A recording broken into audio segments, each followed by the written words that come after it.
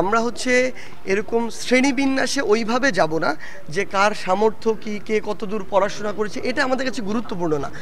আমাদের কাছে গুরুত্বপূর্ণ হচ্ছে নির্দিষ্ট একটা পদের জন্য আমরা ধরুন যে কোনো একজন, একটা মন্ত্রণালয়ে একজন উপদেষ্টা যাকে নিয়ে আসা হচ্ছে, উনি ওইটার জন্য কতটুকু যোগ্য।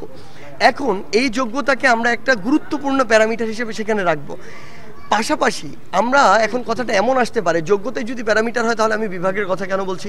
ভাই, আমার 3 বিভাগ থেকে এরকম কি একজনও নেই যে একটা মন্ত্রণালয় চালানোর মতো ওই বিষয়ে বিশেষজ্ঞ বা যোগ্য? অবশ্যই রয়েছে। সেই জায়গা থেকে আমরা মনে করি আমাদের এই কোয়ালিটি আমাদের একটা প্যারামিটার হতে পারে।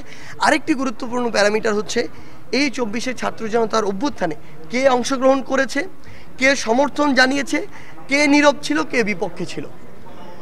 অবশ্যই যার অংশগ্রহণ সরাসরি ছিল এখানে, যে এতদিনে নির্যাতিত, যে জনমানুষের কথা বলে এসেছে, তার প্রায়োরিটি সবার আগে হওয়া উচিত।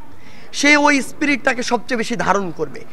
এরপরে যেই মানুষটা সামনাসামনি রাজপথে নেমে না হোক, সোশ্যাল মিডিয়ার মাধ্যমে হোক, দেশে থেকে দেশের বাইরে থেকে হোক, সমর্থন জানিয়েছে, ওই সময়ে সৎ সাহসটি দেখিয়েছে, সেই মানুষটার এই জায়গায় প্রতিনিধিত্ব করা উচিত।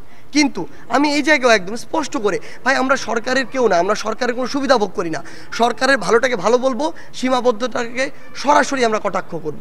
আমরা আমাদের জায়গাতে স্পষ্ট করে বলি, এই জায়গায় এই অন্তর্বর্তীকালীন সরকারে আমরা দেখেছি না, এই যে ফারুকিকে, এই ফারুকি কোন সময়, বিগত এই 36 জুলাই কোন সময় সরাসরি সরকারের বিপক্ষে গিয়ে এই ছাত্র জনতার অভ্যুত্থানে যারা অংশগ্রহণ করেছে তাদের পক্ষে অবস্থান নিয়েছিল? কখনোই নয়। তিনি তার সময়, পুরো সময় ক্ষমতার কাছাকাছি থাকার জন্য যেভাবে তার মতো করে তোষামোদি করা দরকার সেভাবে করেছে। হতে পারে একটা লাইন লিখে, হতে পারে একটা ছবি তুলে, সবাই একই কাতারে ভাই ভাই সহমত ভাই বলে তোষামোদি করবে না।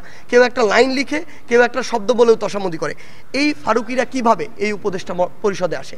আমাদের জায়গা থেকে আমরা সেদিনই স্পষ্ট করে বিরোধিতা জানিয়েছি এবং আমরা আমাদের জায়গা থেকে বলি, এরকম নীরব থাকা, কঠিন সময় নিজের গা বাঁচিয়ে চলা লোকদেরকে আমরা উপদেষ্টা পরিষদে দেখতে চাই না। তারা কোনোদিন এই স্পিরিটটিকে ধারণ করতে পারে না। যদি পারতো তখনই তারা তাদের জায়গা থেকে প্রতিবাদ জানাতো। এবং আমরা আমাদের জায়গা থেকে মনে করি, যেই মানুষগুলো এই সামগ্রিক অভ্যুত্থানটাকে ধারণ করেছিল, ধারণ করছে এবং স্পিরিটটিকে সামনেও ধারণ করার মতো মানসিকতা রাখে, শুধু তাদেরকে দিয়েই এই অন্তর্বর্তীকালীন সরকার পরিচালনা হওয়া উচিত।